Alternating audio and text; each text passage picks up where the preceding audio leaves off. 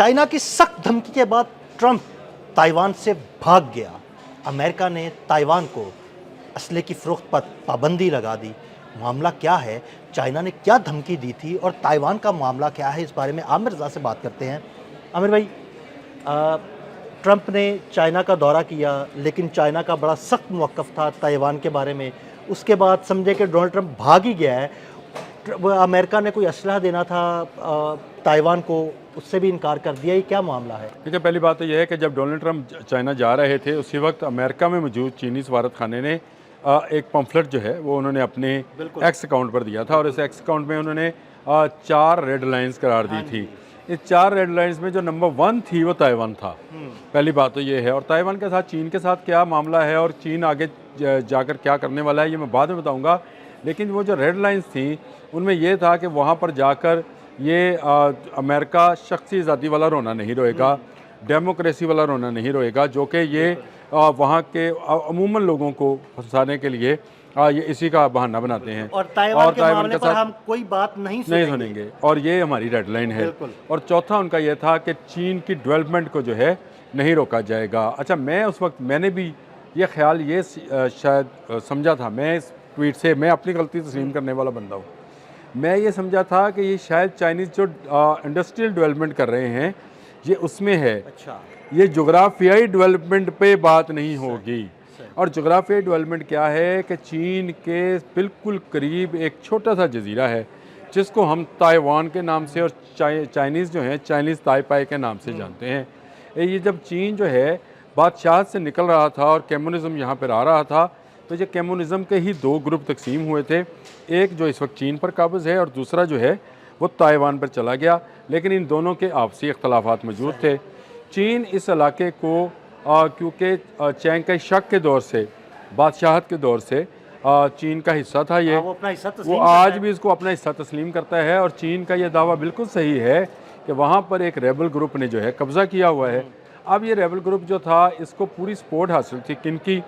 Japan की, south Korea की और अमेरिका की। बिल्कुल सही। अच्छा, इन्होंने क्या किया? इन्होंने वहाँ पर इंडस्ट्रियल रेवोल्यूशन लेके आए। वहाँ पे ताइवान में अगर आप कहें समझें तो दुनिया की कीमती तरीन ज़मीन अगर कहीं पर है तो ताइवान में है।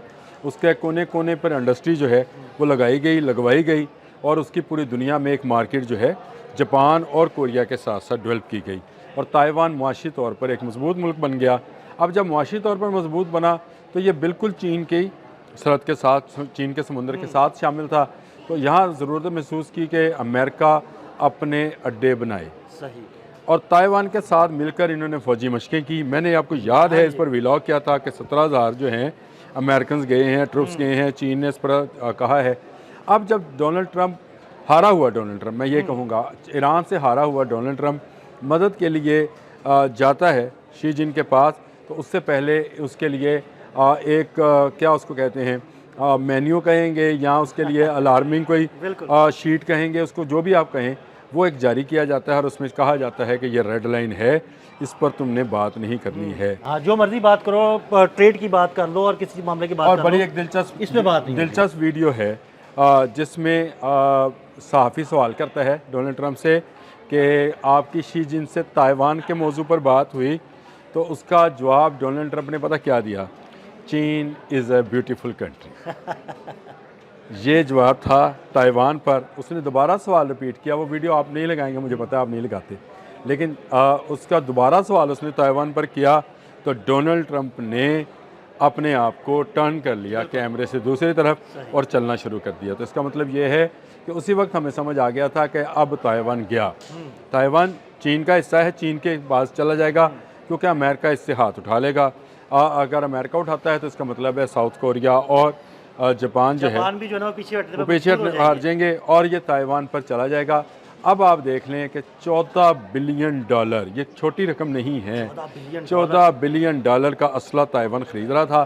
ताइवान के जो इस वक्त कायम मुकाम नेवल चीफ़ हैं, उन्होंने इस बात का इजहार किया है कि अमेरिका ने हमें ये कहा है कि ईरान वॉर की वजह से हम आपको असला नहीं दे सकते हैं। मुझे एक बात बताएं, ना ताइवान ईरान वॉर के अंदर है, ना दुनिया भर में जो इस मामले में जो इत्तफाक है कि जंग ज़दा इलाकों में असला नहीं बेचा जाएगा। तो ये अमेरिका किस हिसाब से उसको मना कर रहा है? ये सिर्फ वो शी जिन की धमकी है। बिल्कुल, मैं भी यही कहने वाला था कि दरअसल वो सिर्फ बहाना बना रहा है ईरान वॉर को। ये चाइना की जो धमकी है ना, उसकी वजह से ही ये पीछे हटने पे मजबूर हुआ है। जी बिल्कुल, चाइना ना सिर्फ उसको अस्करी तौर पर मारने के काबिल बन गया है, बल्कि मुआशी तौर पर भी मारने के काबिल हो गया है। हाँ जी। ये बड़ा मजाक बना था कि डोनाल्ड ट्रंप ने जब ग्रेट अमेरिका का नारा लगाते हुए अपनी कैप उठाई थी, वो भी तो made उसके in नीचे China मेड थी। इन चाइना थी। तो ये एक मजाक उड़ाया गया डोनाल्ड ट्रंप का, और बताया गया कि इसकी कैप तक जो है, ये ग्रेट अमेरिका का नारा कैसे लगा सकता है जिसकी कैप जो है वो मेड इन चाइना है। तो ये मेड इन चाइना जो है ये बनना इसलिए भी अब चीन के लिए, देखें चीन मुआशी तौर पर एक जाइंट बन गया है। वो तमाम उन जगहों पर जो उसके लिए किसी न किसी तौर पर मुकाबले की सतह पर आते हैं, उनसे वो ऊपर जाना चाहता है।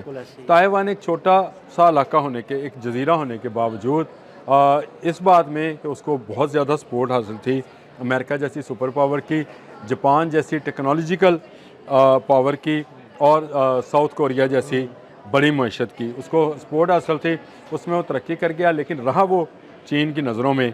अब चीन जो है वो ताइवान को लेगा। देखें, अगर वेनेजुएला पर कब्ज़ा किया है अमेरिका ने और वहाँ पर कंपनीज लगाई हैं, चीन सेम लाइक ऐसे ही वहाँ ताइवान के अंदर से ही लोगों को तैयार करेगा, जो कि एक सूबे की तरह से चीन उसको ऑपरेट करेगा। चाइना के अंडर जो है ना वो ऑपरेट होंगी सारे। देखें, वहाँ पर दो एक चीज़ें जो हैं वो चाइना के पास चली जाएंगी। एक उनकी जो इंडस्ट्री है वो चीन के पास चली जाएगी, यानी चीनी कंपनीज जो हैं वो वहाँ पर उसको टेकअप कर लेंगी, और दूसरा उसकी सिक्योरिटी। ये दो चीज़ें, उनकी करेंसी भी अपनी रहनी है ताइवान वालों की। ये चीन का प्लान है, और इसको चाइनीज़ ताइपाई जो है अनाउंस कर दिया जाएगा। और ये चाइनीज़ ताइपाई आना ही चीन के पास है। आपको याद है हांगकांग को जब 2000 में ब्रिटिश दे रहे थे, तो हांगकांग के लोग कह रहे थे कि हमें ना दिया जाए, हमें ब्रिटिश कॉलोनी ही रहने दिया जाए, लेकिन बरतानिया कुसका नहीं था। अब ना अमेरिका कुसकेगा, ना साउथ कोरिया, ना जापान। आपको लगता है कि इतना आसान होगा? देखिए, आसान हो गया जब आपने असला देने से ही इनकार कर दिया। तो मुझे बताएं, चाइनीज़ ताइपे क्या चीन के बराबर की कोई जगह है? बिल्कुल नहीं, बिल्कुल भी नहीं। क्या उनकी फ़ौज जो है क्या इस काबिल होगी कि वो चीन जैसी बड़ी ताकत को आने से रोक सके? वो सुपर पावर है, ये एक छोटा सा जजीरा नुमा मुल्क है। एक बात और समझिए दिल साहब, ये बात मसला ये है कि ये हैं दोनों ही चाइनीज़ ही हैं। ये कोई अलग अलग रेस नहीं है। ये कोई ऐसा नहीं है कि अफ्रीका में फ्रेंच आए हैं और इंडिया में ब्रिटिश आए हैं। ये चाइनीज़ ही हैं। उनके दो पार्ट हैं। अब ये दो पार्ट जब एक होते हैं, जैसे तहजीब व तमद्दुन भी तकरीबन एक जैसा ही है। यार, आप ईस्टर्न जर्मन और वेस्टर्न जर्मन जब एक हुए हैं, वो ईस्ट और वेस्ट एक हुए हैं, तो उसके बाद कोई फ़र्क आपको महसूस हुआ? ना ज़ुबान का, ना कल्चर का, ना। ये भी ऐसे ही होगा। ये बस इसका नाम जो है एक मुल्क से निकलकर एक चीनी सूबे की सूरत में या चाइनीज़ ताइपाई की सूरत में, जिसमें बहुत सारी खुद मुख्तारी भी शामिल होगी, वो चीन देगा। अमेरिका यहाँ से भाग गया है, मैं आपको बता दूँ, और बहुत जल्द अमेरिका जापान से भी भागने वाला है। ये मेरी प्रेडिक्शन है। बहुत शुक्रिया आमिर भाई। आमिर भाई ने बड़ी तफसील के साथ इस सारे मामले पर रोशनी डाली। मज़ीद अपडेट्स के लिए मैं फॉलो करते रहें। अदील अहमद और आमिर रज़ा को इजाज़त दीजिएगा। अल्लाह हाफ़िज़।